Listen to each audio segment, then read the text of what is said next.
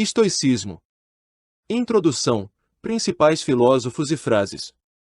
Contexto histórico.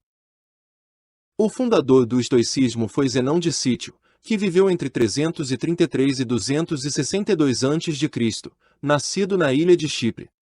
Tinha origem fenícia, uma antiga civilização que ficava na região do atual Líbano.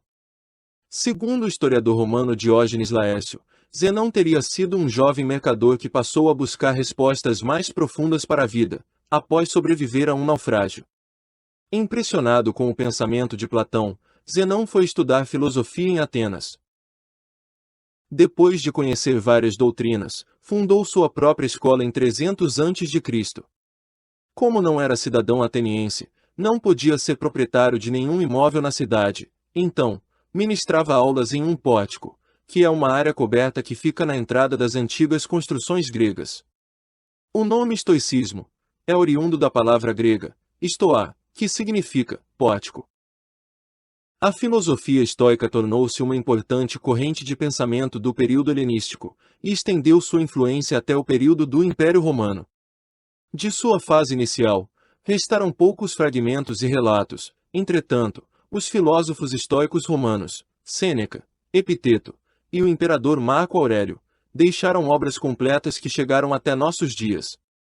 Os escritos desses filósofos mantiveram o despojamento e a austeridade do pensamento de Zenão. O estoicismo foi popular durante o Império Romano até o ano 529, quando o imperador Justiniano ordenou o fechamento de todas as escolas filosóficas, pois estariam em desacordo com seu projeto de unificação do império através do cristianismo, marcando assim o fim da filosofia antiga e o início da filosofia medieval. A simplicidade do estoicismo influenciou o cristianismo durante a era medieval, e chegou até nossos dias como uma filosofia prática, e independente de qualquer religião. Essa simplicidade também pode ser entendida como crítica aos discursos filosóficos complexos, que não contribuem para os reais problemas da vida. A complexidade apenas alimentaria a vaidade, prejudicando assim o bom uso da razão. Segundo o estoicismo, a razão é algo simples, natural e fácil de utilizar. Se temos alguma dificuldade quanto a isso, é porque estamos mergulhados em ilusões e levados pelas paixões. De certa forma, o estoicismo se aproxima de algumas doutrinas orientais, como o budismo, ao propor uma solução para o sofrimento humano, e o taoísmo, ao afirmar que a natureza possui uma sabedoria divina, capaz de nos guiar. Estoicismo. Razão, dever e simplicidade. A finalidade do estoicismo é livrar o homem do sofrimento através do cultivo da razão. A razão, quando bem utilizada, naturalmente nos tornaria simples, tranquilos e indiferentes às paixões. A palavra paixão é oriunda da palavra grega, pathos, e significa sofrimento. O estoicismo considera paixões as emoções geradas pelos acontecimentos da vida. Se são bons, nos alegramos, se são ruins, nos angustiamos. E assim a alma voa de um lado para o outro como folha ao vento, sempre vítima das circunstâncias que geram raiva, inveja, alegria e outros sentimentos, conforme declarou Sêneca. Muitos aqui andam miseravelmente à deriva, entre o medo da morte e os tormentos da vida, sem querer viver, nem saber morrer. Ainda que seja difícil atingir a tranquilidade diante da jornada da vida, os estoicos insistem que grande parte de nosso sofrimento é causado por nós mesmos, pois nos ocupamos com assuntos que não nos dizem respeito, e tentamos controlar coisas que não podemos controlar. A filosofia estoica considera que possuímos uma divindade interior capaz de nos guiar, pois nossa razão tem origem na razão divina ordenadora da natureza. Todavia, como não cultivamos essa relação interior, nos tornamos vítimas constantes de nossos julgamentos equivocados. Sobre isso, vejamos algumas afirmações de Sêneca e Marco Aurélio. Nenhum inimigo infligiu a alguém golpe tão duro como aqueles que muitas pessoas sofrem, ocasionados pelos próprios prazeres. A nossa alma tem capacidade para elevar-se até a divindade, desde que os vícios não a impeçam.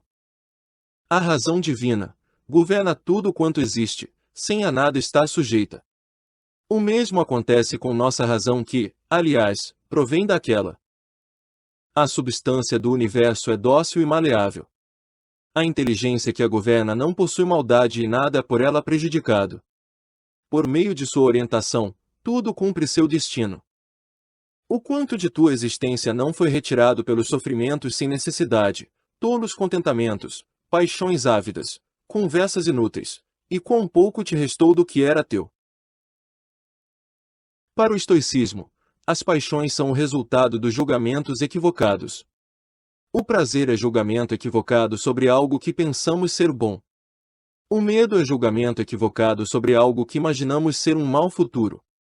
O desejo é julgamento equivocado sobre algo que não possuímos. Todas essas ilusões prejudicam o desenvolvimento das virtudes e da boa vontade na execução de nossas tarefas. Cada tarefa a ser realizada, independente de qual seja, é uma oportunidade para fortalecer nossa relação com a razão divina presente em nós. Entretanto, normalmente desperdiçamos essas oportunidades, pois agimos mergulhados em decepções, frustrações e ressentimentos. Vejamos o que diz Marco Aurélio sobre isso. Ao agir, não o faças com má vontade nem egoísmo.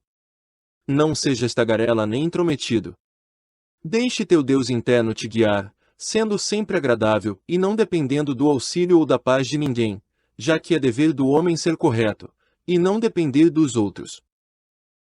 A virtude, para os estoicos, representa o bom uso da razão e o cumprimento de nossos deveres, enquanto que as paixões são o resultado da ignorância, da preguiça e da má vontade. Como foi dito, a razão é aquilo que o ser humano tem de mais natural e fácil de usar, enquanto que as paixões confundem o pensamento e são difíceis, complexas e demandam esforço. Os bens materiais são importantes apenas na medida exata para preservar a saúde do corpo e o cumprimento de nossas obrigações, mas não possuem valor em si mesmos. Vem daí o famoso termo, simplicidade estoica. Quando os bens materiais ultrapassam a medida certa, nos ocupam com atividades inúteis e prejudicam a razão. Existem ações que são fúteis e desnecessárias, pois são frutos das paixões. Devem ser percebidas e evitadas através da prática constante da razão. Será nossa razão, treinada na jornada da vida, que irá nos indicar as ações que trazem naturalmente a tranquilidade e cumprem nosso propósito de vida.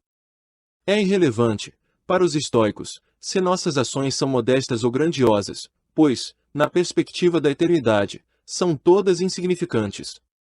Apenas possuem algum valor, aquelas que servem para nos conectar com a razão divina da natureza e promover o bem comum.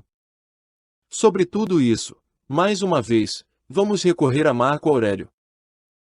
Necessita de pouco, seja gentil e franco, evite o exagero e a conversa fútil. Não vês quantas virtudes podes mostrar, pelas quais não estás incapacitado.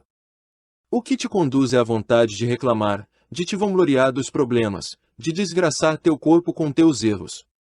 Não, pelos deuses, deverias estar livre desses vícios há muito tempo.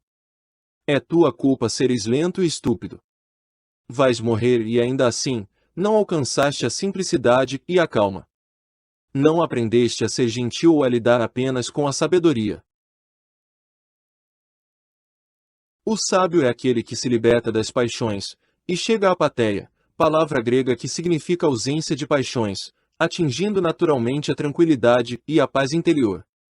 O termo apatia, utilizado para referir-se à falta de entusiasmo, ainda que tenha relação com o termo grego apatheia, não deve ser entendido no sentido dado pela filosofia estoica, que é a tranquilidade oriunda da sabedoria. Outra palavra usada pelos estoicos, com sentido aproximado, é a palavra grega, ataraxia, que significa ausência de preocupações, ou felicidade. Para os filósofos estoicos, felicidade não tem relação com alegria, mas sim com tranquilidade. A felicidade, da forma como é entendida atualmente e difundida pela mídia, para o estoicismo é um sentimento equivocado ligado às ilusões. Essa foi uma breve apresentação do pensamento dos filósofos estoicos, que também fizeram muitas outras reflexões sobre a ética, a morte, a felicidade e a brevidade da vida. Mesmo depois de 2300 anos, o estoicismo se mantém como uma influente corrente de pensamento, ligada aos problemas práticos da vida, sem abandonar as profundas questões existenciais da humanidade.